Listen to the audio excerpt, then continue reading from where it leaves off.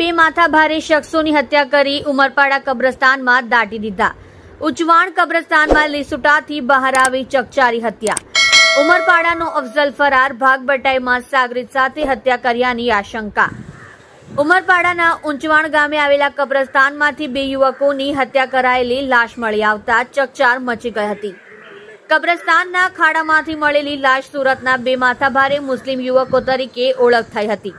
આ બંને 7મીએ મોડી રાત્રિએ ઉમરપાડાના અફઝલને મળવા આવ્યા બાદથી ગુમ હતા। અફઝલ અને તેના સાગરીત ફરાર હોય તેણે જ હત્યા કરી હોવાનું પોલીસ માની રહી છે। ઘટનાને પગલે જિલ્લા પોલીસ વડા હિતેશ જોયસર, ડીવાયએસપી BK વનાર અને સ્થાનિક પોલીસ સહિતનો કાફલો ઘટના સ્થળે દોડી આવ્યો હતો। ઉમરપાડા પોલીસની હદમાં આવેલ ઉચવાણ ગામે આવેલા કબ્રસ્તાનમાં કેરટેકરને કબ્રસ્તાનમાં એક માટીનો ઢગલો જોવા મળ્યો હતો।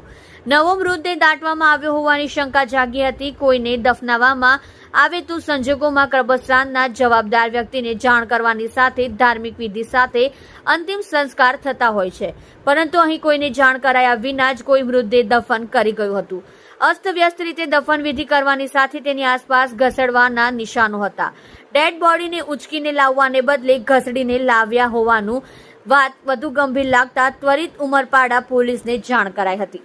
પોલીસે માંડવી SDMની જાણ ઉપસ્થિતિમાં શંકાસ્પદ માટીના ઢગલાને ખોદતા અંદરથી આશરે 25 થી 30 વર્ષીય બે યુવકોની સાથે દેવાયેલી લાશ મળી આવી હતી। બંનેને ગળાના ભાગે ઘા મારી હત્યા કર્યાના નિશાનો મળી આવ્યા હતા। બે યુવકોની હત્યા કરાયા બાદ લાશ સ્મશાનભૂમિમાં દાટી દેવાયાની વાતે પંથકમાં ચકચાર જાગી હતી।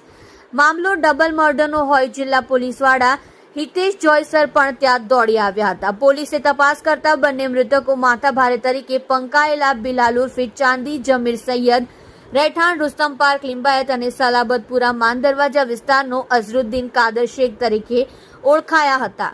બિલાલ ઉર્ફે ચાંદી વિરુદ્ધ હત્યાથી લઈને સંખ્યાબંધ ગુના નોંધાઈ ચૂક્યા છે। પોલીસની તપાસમાં બંને ઉમરપાડાના અફઝલને મળવા આવ્યા હતા। જો કે આ હત્યા બાદથી જ અફઝલ અને તેના સાગરીત ફરાર થઈ ગયા હોવાની શંકાની સોય તેની તરફ મજબૂત બની હતી।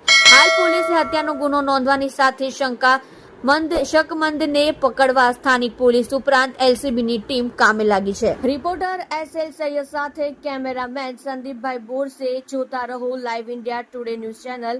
આવાજ जुल्म के खिलाफ।